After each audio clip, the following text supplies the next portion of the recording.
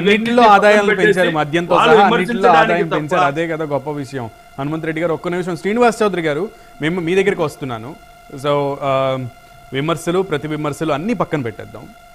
మోదీ సాక్షాత్తు దేశ ప్రధాని మోదీ, నరేంద్ర మోదీ పాల్గొంటున్నటువంటి సభలో ఎందుకు క్రౌడ్ మేనేజ్మెంట్ ఎందుకు సరిగ్గా చేయలేకపోయారు?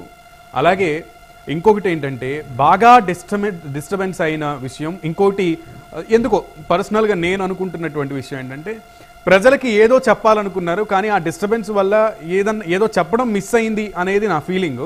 సో అసలు ఎందుకు అంత మిస్కమ్యూనికేషన్, లేదంటే అంత ల్యాబ్స్ ఎందుకు జరిగింది, మైక్ సిస్టంలో ఎందుకు అంత డిస్టర్బెన్స్ వచ్చింది దాని గురించి? ఎందుకంటే వేదిక కమిటీలో మీరును జనసేన పార్టీ వాళ్ళే ఉన్నారు. దాని గురించి అంత పెద్ద సభకి ఎందుకు అంత చిన్న నిర్లక్ష్యం, లేదంటే మీ పార్టీ వాళ్ళే కొన్ని విమర్శలు కూడా చేస్తున్నారు, అంటే సరిగ్గా కాన్సన్ట్రేట్ చేయలేదు, సరైన వాళ్ళని పెట్టలేదు అని. సో దాని గురించి ఒక కామెంట్. అలాగే బాగా చంద్రబాబు నాయుడు గారు గ్యాప్ వచ్చిన దాని మీద మొత్తం విషయాలన్నీ స్టేజ్ మీదే పనిచేసుకున్నట్టున్నారు మోదీ గారితో. మంచి ఇద్దరు కూడా మంచి నవ్వుతూ ఆనందంగా కనబడ్డారు. దాని గురించి కూడా నమస్కారం.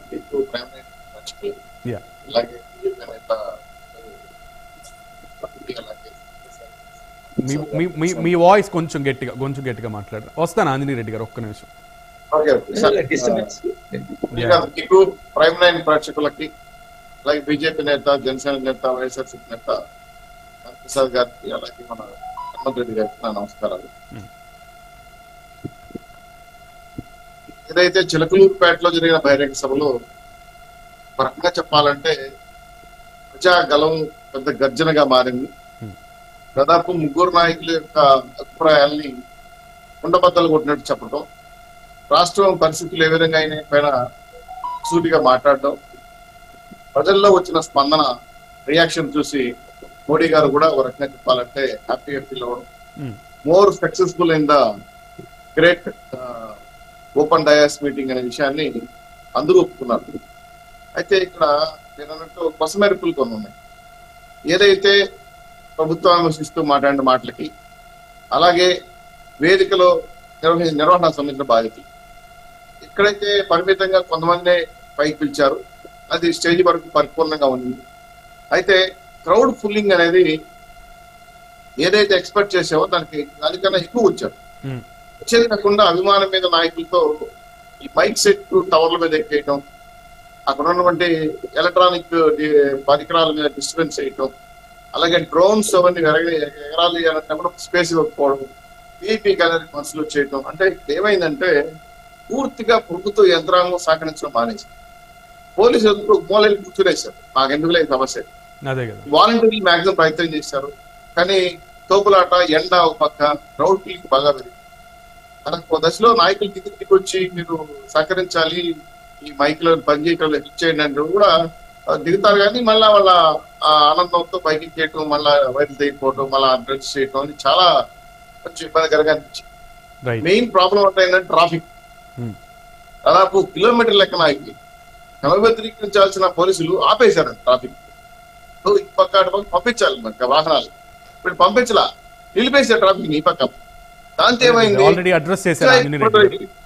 సో కరెంటు సరైన పద్ధతుల్లో వివిధ ట్రాన్స్ఫర్మేషన్ చేయడంలో ఎలక్ట్రిసిటీ డిపార్ట్మెంట్ సహకరించకపోవడం, అక్కడ వచ్చిన ప్రతినిధుల్ని ఏ గ్యాలరీలో పంపించాలని మాక్సిమం పార్టీ నాయకులు ప్రయత్నం చేసినా పోలీసు సహకారం ఉండాలి. ఇవన్నీ ఎప్పుడైతే ఇబ్బంది కలిగించిందో మైక్ డిస్టర్బెన్స్ చేయడంలో ఉన్నటువంటి సహాయ సహకారాలు ఇచ్చడంలో, ప్రెస్ మెయిన్ గా విలేకరులు అయితే కూడా వాళ్ళ గ్యాలరీ కూడా జనాలు వెళ్ళిపోయారు, వాళ్ళు కూడా సరిగ్గా తెలియకపోయారు. అంటే దీన్ని బట్టి ఏమర్థమైందంటే జనసేన, తెలుగుదేశం పార్టీ, బీజేపీ పొద్దుతో రాష్ట్ర పార్టీ వైఎస్ఆర్సీపీ ఓడిపోతామని చెప్పారు ఆ సభలో. ఇంత పెద్ద ఎత్తున క్రౌడ్ పుల్లింగ్ రావడంతో వాళ్ళ నాయకులకే ఉదయం నుంచి ఇతర రాష్ట్రం నుంచి ఇతర రావట్లా, షోరింగ్ వస్తా ఉంది, మనం ఓడిపోతున్నాం భయం కళ్ళలో కనబడతా ఉంది. ఇది కాకుండా మోడీ గారు ఈ రాష్ట్రానికి ఏమి ఇచ్చారు, ఏమి ఇవ్వబోతారు అనే అంశాలపై కూడా ఆసక్తికరంగా జనాలు చూశారు. బాబు గారు మాట్లాడిన మాటలు కావచ్చు, పవన్ కళ్యాణ్ పవన్ కళ్యాణ్ చాలా స్పష్టంగా చెప్పారు, ఈ రాష్ట్ర ముఖ్యమంత్రి కాదు, తర వ్యాపారం చేశాడు, తర వ్యాపారం చేసి డబ్బులు సంపాదించుకున్నాడు, ఈ రాష్ట్ర ఆస్తులు తాకట్టు పెట్టాడు, రాష్ట్ర యువకుల భవిష్యత్తు నాశనం చేశాడు, 30 ఏళ్ళు ఎన్నికకి వెళ్ళిపోయావు అని కుండ మొగలు కూడా చెప్పడం అనేది ప్రజల్లోకి బాగా దూసుకెళ్ళింది సరే సరే మోదీ అలాగే మోదీ మోడీ గారు కూడా చంద్రబాబు గతంలో సంభాషణ గురించి ముఖ్యంగా మీరు ఎంత గట్టిగా మాట్లాడారని ఆయన సైకిల్ కూడా చేశారు, మీ గొంతు చాలా పవర్ఫుల్ గా ఉందంటూ మోదీ గారు మాట్లాడడం, ఆ సైకిల్ ప్రజలకు అర్థమయ్యేటట్టుగా ఆ సంభాషణ కూడా చాలా ఆద్యంతం కూడా అలరించిందనే చెప్పాలి. ముఖ్యంగా ఎందుకంటే వారిద్దరి మధ్య పొరపత్యాలు ఎక్కువగా ఉన్నాయని 2019 ఎన్నికల్లో ఈయన వేరే కూటమి నుంచి సపోర్ట్ చేయడం, మహాగఠబంధన్కి ఆయా మోదీని మీద విమర్శలు చేయడం, మోదీని గద్దదించడం అని చాలా చేశారు. మరి ఇప్పుడు మళ్ళీ కలయిక తర్వాత ఆ విధమైనటువంటి చిరునవ్వులు చిందిస్తూ మాట్లాడడం దేనికి సంకేతం? సార్ మంచి ప్రశ్న వేశారు. ఇప్పుడు మావి వ్యక్తిగత వివాదాలు ఉండవు పార్టీలో, జెండాలు వేరైనా అజెండా ఒకటే. అదే చెప్పారు బాబు గారు, నివేదించాం ప్రత్యేక హోదాపై. అదొక్కటే కానీ మోడీ గారితో మాకేం ప్రాబ్లమ్స్, పార్టీ నాయకులతో ప్రాబ్లమ్స్ ఏం లేవు. ఎందుకంటే వ్యక్తిగతంగా మోడీ గారన్నా బాబు గారన్నా ఒకరి మీద ఒకరికి సదాభిప్రాయాలు ఉన్నాయి. గతంలో చాలా సందర్భంగా నిలబడి మాట్లాడిన సందర్భాలు, ఇంతకుముందు ఢిల్లీకి వెళ్ళినప్పుడు మాట్లాడినప్పుడు ఆరోగ్యం ఎలా ఉంది, మీరు ఎలా ఉన్నారు అని చాలా స్పష్టంగా మాట్లాడడం జరిగింది. అయితే ఇక్కడ ఏంటంటే ఒక అనుభోగ్యం కలిగిన నాయకులు వాళ్ళిద్దరు కొన్ని పదుల సంఖ్యలో రాజకీయాల్లో ఉన్నారు. వాళ్ళకి జ్ఞానం ఉంటది. మన మోడీ గారు లాగా రాష్ట్రాన్ని తగడ పెట్టేసి నేనేం అడగద్దని నేనేం కావాలో మెక్కిస్తానని చెప్పి రాలేదు కదా. ఈ రాష్ట్ర ప్రయోజనాల కోసం ఏం కావాలంటారు, వాళ్ళు ఏమైనా మాట్లాడతారు. అది ఎలా ఉంటుందంటే ఒకరి మధ్య ఒకరి అభిమానాన్ని పెంచే విధంగా సంభాషణ ఉంటుంది. సో వాళ్ళ గతంలో కూడా క్లోజ్ గా ఉండే ఫ్రెండ్సే కాస్త రాజకీయ వివాదాలు కాస్త ఆంధ్రప్రదేశ్ మీద వరాల జల్లు కురిపిస్తుందని ఎక్స్పెక్ట్ చేసాం. Will come to you Shanti Prasad గారు, థ్యాంక్స్ ఫర్ యువర్ పేషెన్స్. ముగిస్తా సార్ ఒక్క నిమిషం, నేను మీ పాయింట్ గారికి వస్తున్నాను. మీరు అడిగిన పాయింట్ గారికి నేను చెప్పాలని లాస్ట్ లో అనుకున్నాను. వరాల వర్షం కురిపించాలని మోడీ గారు ఉన్నిందని ఎలక్షన్ కోడ్ రావడం ఒకటి, తర్వాత కొన్ని నిబంధనలు మీకు తెలుసు ఆటోమేటిక్ అప్లైబుల్ అయిపోతాయి. ప్రధానమంత్రి ఆదర్శంగా ఉండాలి ప్రతి ఒక్కరికి కూడా, మిగిలిన నాయకులకు వాళ్ళకి ఆదర్శం నిరూపించాలి. కాబట్టి ఇవన్నీ దృష్టిలో పెట్టుకుని మేము అనుకున్న సంకల్పం జయప్రదమైంది, బ్రహ్మాండమైన ప్రజాకులం గర్జన అయింది, YSRCP party countdown start అయింది, రాష్ట్ర ప్రజలతో కూడా ఆశీర్వదించారు ఈ ముగ్గురు పుత్రుల్ని. So successful team of Andhra Pradesh, 3 పార్టీలు ఖచ్చితంగా ప్రభుత్వాన్ని ఫామ్ చేస్తాయని చెప్పి ఒక సందేశాన్ని ప్రజలకు తీసుకెళ్లిన ఒక బలమైన సభకి వేదిక కావడం అనేది, దీంట్లో ముగ్గురు నాయకుల ఉపన్యాసం బుల్లెట్ లాగా దూసుకెళ్ళాయి. అది అద్భుతమైన సక్సెస్. ఎందుకంటే రీచ్ అయింది ప్రజలకి, వారు ఆ టీవీని కతుక్కొని చూశారు. నేను చూశాను చాలా మంది.